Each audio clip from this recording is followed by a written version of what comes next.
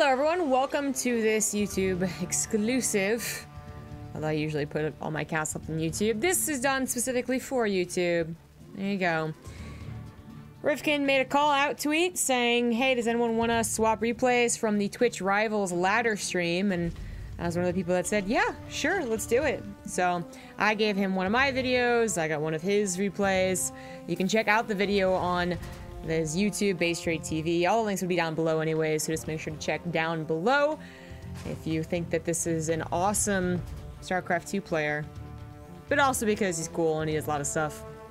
A lot of tournaments, whatnot. I'm sure you all guys all know who Rifkin is and Base Trade TV is, but if you've never seen him play before, then you're in for a treat. In the top left, it is the one and only Blue Terran, Rifkin. In the bottom right, his opponent is the Red Zerg. It is, I'm really bad. Something that every StarCraft 2 player says, but only some actually truly mean.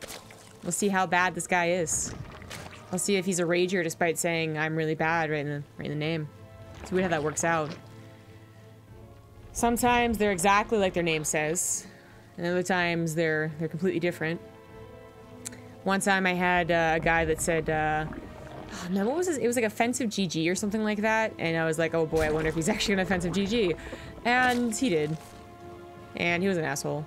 So, you know, sometimes you can't really judge a book by its cover. But, disregarding that, all my ladder woes. We do have a Diamond League TVZ going on here. So Rifkin usually makes Masters when he actually plays the game, but playing the game is, instead of casting it's kind of a rarity. And then on top of that, playing the game with any seriousness is also a bit of a rarity. Although I don't think Rifkin has ever played a truly serious game of StarCraft, as in he took a build order, learned it, and then executed it. Although there was apparently about a week where he tried doing that. I was, you know, briefly impressed, and then he went back to what is looking like not a usual TVZ build. So I do have a one-base build, which you don't usually see on TVZ, you know, CVP or TVT, and then, you know, whatever, dealer's choice, but TVZ gets a little weird, so I'm really bad is probably thinking, wow, this guy's really bad. Right now he's probably thinking there's T-Rock coming, at least he should be. That Overlord saying no command center, the natural, should have been a tell not to go for this third base this quickly, but you know what? He's in the right. He's fine. It's not a T-Rex. Congratulations, he didn't die. But anyways, 2 Marines are going to be able to go ahead and kill that Overlord if they wanted to, but not going to go for it. I guess they'd have to lift the barracks anyways to kill it, even with 2 Marines. So just making sure it doesn't get any scouting done. Rifkin is eventually going to go ahead and take an expansion here. But I see that starport. I see that fusion core. There it is. And what else did I expect, really? No, this is basically what I expected. This is, yep. This is what I figured it would be. So, Battle Cruiser Rush it is. Either that or a Proxy Thor, am I right? I'm really bad not going from the Overlord speed, which is something that a lot of people probably should be doing. If you're having trouble against any race, actually, and are not literally the tippy-top pro, then injecting Overlord speed into your build is not going to offset you as much as, say, your slightly seconds delayed drones or a queen or something like that. So it's usually pretty worthwhile. And I feel like a lot of the people I see having trouble with battlecruisers are Diamond Master, where I think it's very potent to get Overlord speed, make sure you don't die to A, the battlecruiser, or B, any armory follow-up to it.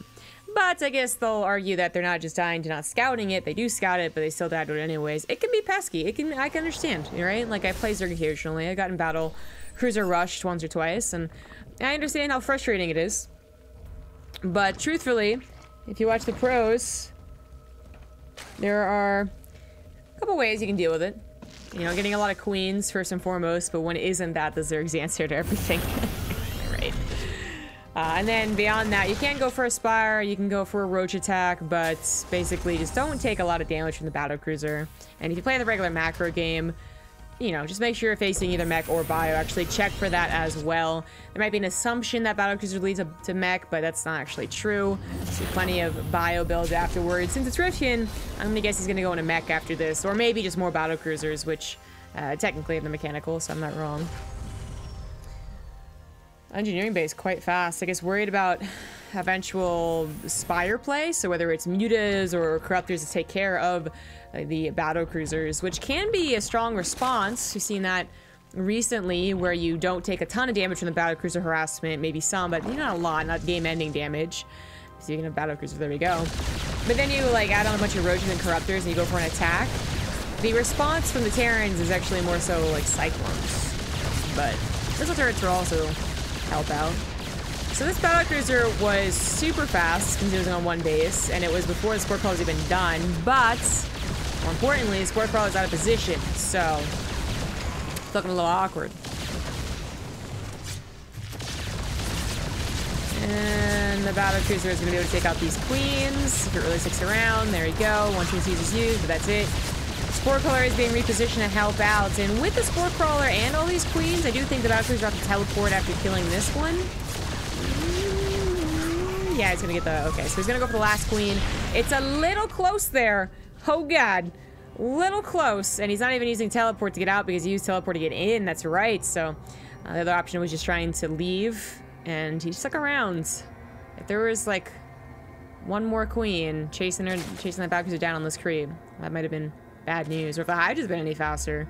I already have Hydras where I'm really bad. He's got up to a decent drone count of 48, so this is not a bad macro start for our Zerg player. It's just that the battle cruiser has done 7 drones with the damage and then killed, what, 4 or 5 queens? 4 queens, a couple of banelings as well. So, in general, an effective opener, even though Rifkin got like a later CC and that's like less than ideal. The battle cruiser lives, and that's the most important thing. It'll come back and do more damage, and it'll come back and be repaired at Rifkin's home base. The Overseer is going to confirm the follow-up of Mech, and that's a good scout, because it almost died. Almost didn't get to confirm that. But it is one of the many problems that will present itself for the Zerg player. First, it's Mech. Second, how do you deal with Mech? How do you want to deal with Mech? Well, in the Swarm Host, there's Mass Roach, Hydra, there's speeding up to Hive and Greater Spire. There's plenty of different options, but I wouldn't trust seeing that it's 3 factories, that it's not going to be more battle cruisers. I mean, we already have a second one on the way here. They take a long time to build though, so unless we get a second starport, the numbers won't be completely insane. But the point is, like, even with 2 battle cruisers, if you go Swarm Host, for instance, then they can be chased down. So you're going to need, like, that heavy supply of Hydras or an alternative tech choice Corruptors to try and cover them. Which might not be something I'm really bad is thinking of. Right now, it seems that really bad is all getting more harassment. Sucks, but it's that... I think it's less about the harassment and the direct damage done so much as it is that he's taking a lot of time. Or she. He's taking a lot of time to think about what to do instead of actually doing something. So we don't have a 4th base when there's enough minerals to do. We don't have more drones so that he's still at 70 drones, even taking damage. Okay, that was a big mistake to lose the battlecruiser. There are things missing here from really bad that he could be doing this entire time to outpace Rifkin, even if, the battlecruisers are doing some decent damage. Instead, they're doing a decent amount of damage, although that second battlecruiser not so much, and they are just totally interrupting the Zerg player's plan. Meanwhile, Rifkin, I mean, not perfect macro, but he's got a plan here, Like, he's actually executing everything that he feels he can because he's not the one being attacked. He knows the Hydras are on this side of the map, and he has these very strong defensive units. So even if he didn't know that, even if he figured they were coming across the map right now, which is kind of what they were about to do, he now has even a sensor tower to try and reposition, and he could go for a mass repair on a battlecruiser in the worst case scenario. So he still has one alive, right? Going to Liberator's interesting choice. We do see this following up some of the mech games amongst the pros, but not this quickly, and not the back of tank battlecruiser, I guess is what we're gonna call it right now. I don't know, maybe they do so well. But they will provide an extra layer of security back at home. Basically, I'm really bad would legitimately need corruptors or abducts, and I mean Vipers are the better choice in my opinion. If you go to a Spire now, it could be helpful, plus you could go to a Greater Spire later on, but Vipers are just good. They're just good at everything. So whether it's against Cyclones and abducting them, or blinding clouding tanks, or abducting Liberators, it's a very useful spellcaster. Hive being quite important in dealing with mech. So Rifkin saw its attack somewhat incoming when his Hellions bought time, right? It's a large number of Hydras though, and the tanks are going to be pounce upon. They did a solid amount of damage before they went down, and, you know, it was only 4 tanks or 5 tanks, something like that, for that many Hydras. But Rifkin is still at a point where he's not exactly producing extreme amounts here. He still don't have his extra 2 factories, and his starport has temporarily shut down on production. No upgrades started yet either, despite the armories. So, I mean, it wasn't, grand scheme of things, I don't know, that was probably, like, if they were both playing perfectly, maybe a worse trade, but no one's playing perfectly here. Though you can see in the resources lost that it was, in fact, a worse trade. So Rifkin's got a 3rd CC down now that that's over with. He's turning into a planetary, because of course he is. Who needs 3 mules? Actually, he still has 3 mules. He never planted his 3rd CC down. That's a new CC. I see. CC, I see. Okay, then. Well, that's going to be a lot of defense, and you'll still have 3 mules, so... You know, don't I look stupid. One is finally on the way, and he's going to prioritize the tank upgrades here instead of the ship weapons. Building armor is very fast, so the planetary will really last a very long time. I'm really bad. Finally got up to Hive, but oof, I think this is the wrong choice. I mean, what are you really going to do with Ultras against Mech? Not much, really. There are some scenarios where Ultras, like especially you know, an Ultra tech swap after you've exchanged a good chunk of units, because the Remax of Zerg is always faster. That can be effective, but generally they're a very risky thing to go for. And you also have the problem of the increasing starport count. Planetary does go down. Good Baneling Hydra combination there to take out the repairing SCVs, but Rifkin does have minerals, so he's going to plant another command center down. Plus, he already has a couple more on building. But anyways, back to my point, like, Ultras are going to help you against the growing Liberator or Battlecruiser count potential, which we know is not really growing that much, but I'm really bad doesn't quite know.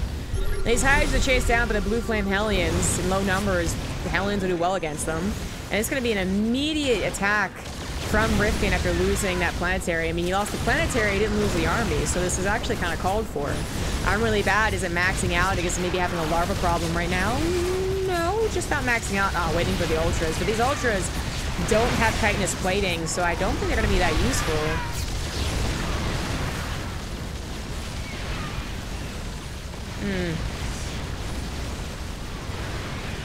I don't know. This 3rd base goes down. 4th base didn't actually go down, but it's a freebie now. Rifkin might just win with this push. He's down 15, 16 workers, but his composition seems to be working out pretty well. I'm really bad not getting his feet underneath him when he needed to, when he had the time to. Instead, going for those attacks that, you know, face value weren't great, but then additionally behind that, they weren't being reinforced as much as a Zerg player should be doing. Because a Zerg player is going to expect to have a skewed resources loss versus a mech player, but it shouldn't be this much. And you should also have a really big baller economy behind it to afford to do those things.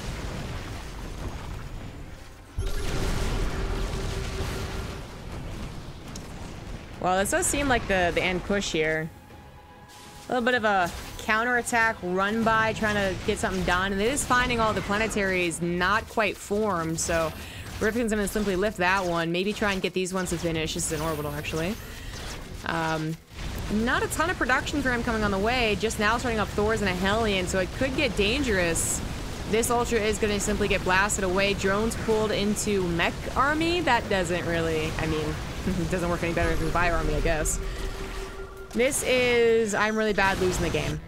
It is. It might look a little hopeful as he gets a attack into almost a natural, but a very clutch hold with those supply depots at the natural means that the tank gets a couple extra more shots than it should have. And these 2 Thors are about to pop out, so eventually things are going to get cleaned up. And Rifkin's now parading into the main base where all the tech is, and this will be the end. I'm really bad, I think knows that it's the end. You know, this being kind of hopeful. He also sees that there's the command center here. He saw that this command center was alive. That's a lot of command centers to go up against, and you still haven't broken the projection, so it's like, you know, it's if there was another base where I'm really bad, then there is hope. But nope, Rifkin would have won a base trade if that was even close to have an army supply, but it wasn't. GG. Rifkin takes this game. He went at something like 9-1, I believe, in his ladder race, so he had a very good day. But all right, thanks for watching, everyone. Make sure to check out Rifkin's channel down below with all the links. Hope you enjoyed this, and I'll see you guys later.